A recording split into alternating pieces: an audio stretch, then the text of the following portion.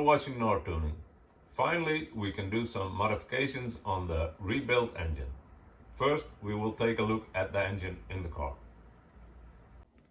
So finally, the engine's in. It is running on a mega squirt injection system. So we can do some data logging and see what the power of this engine is. Now it's in stock. The only difference is that it has Motronic pistons, and all the other systems are stock. So we can do some modifications and see if we can improve the performance of this engine. For the first modification, we will replace the paper air filter for an air filter from K&N. It's a cotton and oil-based air filter. Okay, so let's look at the data. Here is the program I use. It's called Virtual Dyno. It's a street dyno, so you can do a pull on the street and calculate the horsepower the engine produces. Here you can see I have done 3 pulls, and the blue one is 123 horsepower. This will be my reference pull, and here you can see the air-fuel ratio. The Mega Squirt has a closed loop system, so it oscillates around the required air-fuel ratio. Here you can see the result with the K&N air filter. The red line is the stock engine with paper filter, and the 4 other colors are the pulls with the K&N filter. Although most of the lines are a little bit higher than the stock line, it isn't a significant difference. Here you can see I have deleted the 3 Foster's runs on the K&N filter, and now this run is almost exactly the same than with a stock engine. The variation could be due to air temperature, or some wind could also be influencing this measurement, of course. So the next modification is replacing the stock damper with a damperless tailpipe. This gives a nice roar to the car, and it also feels a lot quicker. Well, let's see if it actually does anything. So here are the results. Again, in red is the engine in stock form, and the other colors is with K&N filter and a tailpipe without a damper. Here definitely the wind has helped a bit, because there are 2 runs that are much higher than the other 2 runs. So I will delete these 2 fastest runs. Here you can see that both modifications haven't made a significant difference.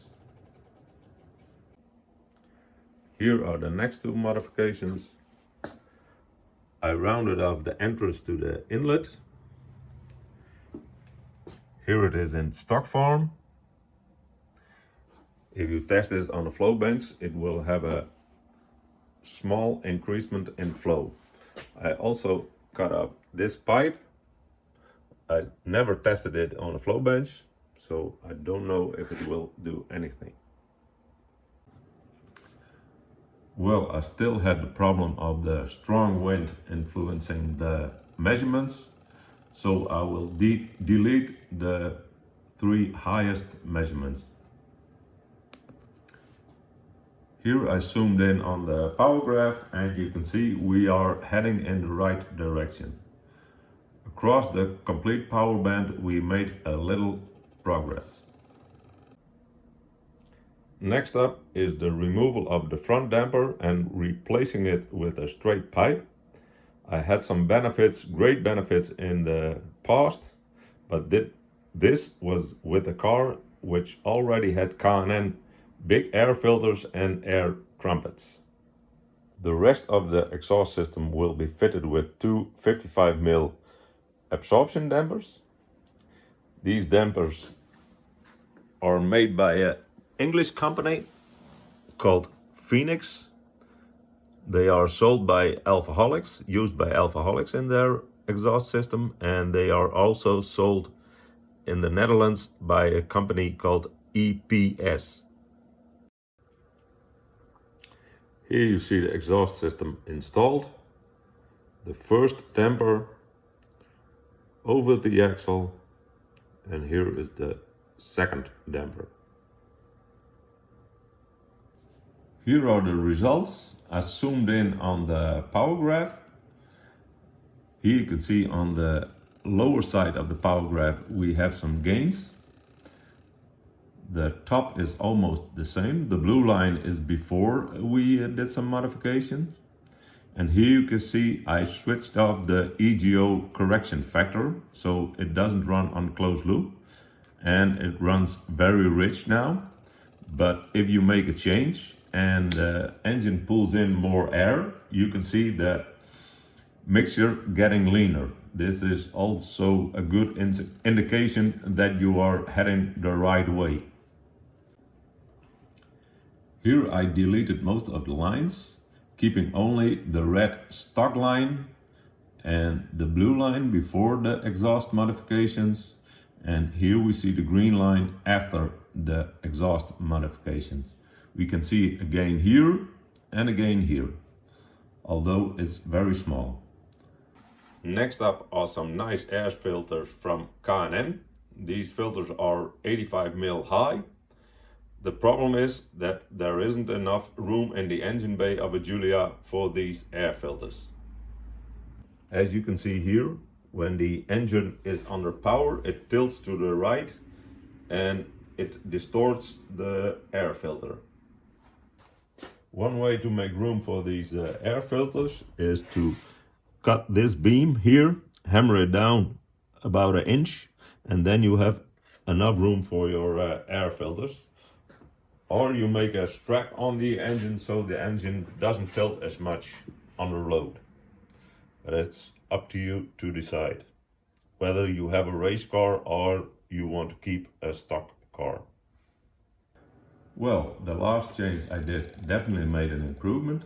Here you see the pulls I did before, and here are the 4 pulls I did with K&N filters and trumpets. The only strange thing is that the purple and orange line dropped below and stayed below the green and pink line. We also can see that the air-fuel ratio has improved because the engine is pulling in more air and the quantity of fuel still stays the same. The air-fuel ratio has leaned out a bit. Next up is the CSC exhaust system.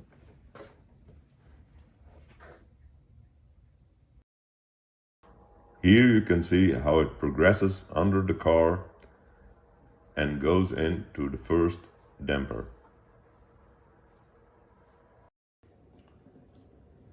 Now let's see the results. This is in stock form.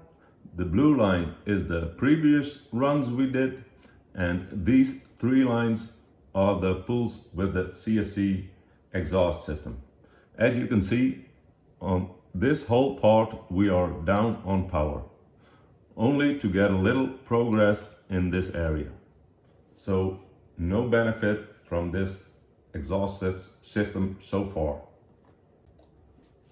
The second check we can do if the measurements are correct is to check if the air-fuel ratio is going up or down. And here you can see the blue line, the previous run, and now with the new exhaust system, the air-fuel ratio is down, so there is less air going into the engine. So I rectified one thing I didn't like about this exhaust system, and that was that the secondary pipes went into the final pipe with the same diameter. And now I've changed it and made a bigger diameter to the tailpipe and follow through with some stainless steel dampers. And here you can see the position of the final damper.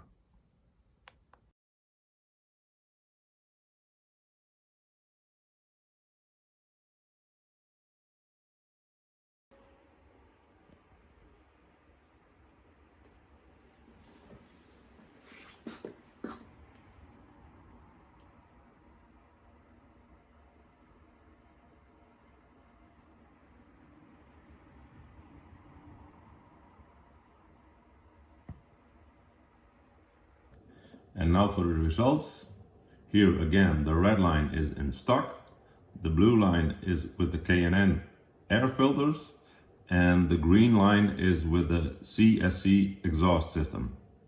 As you can see on these runs, we've gained back some horsepower because we are still in the neighborhood of the blue line. You also can see that the air fuel ratio has come up a bit, although it isn't as high as it was with only the K&N filters. So to make it more clear, here are the lines again. This is in stock form. The blue one is with the K&N air filters. The green one is with the CSC exhaust system. And the yellow one is the CSC modified exhaust system. So for the performance gain, we started off with 123 horsepower and got it up to 136 horsepower. For the torque, we came from 174 Newton meters and here we went to 188 Newton meters. In this pool, the blue line, we did 191 Newton meters. So a nice gain. So to summarize, for the exhaust system, it seems to be that removing the front damper, making a nice flowing collector in combination with two absorption dampers seems to be the most effective system for a stock engine. And for the air filtration system, it was clear that K&N filters combined with trumpets gave a great benefit. Now the next step is to find a system as effective as this system that will fit the engine compartment of the Giulia. See you in the next video.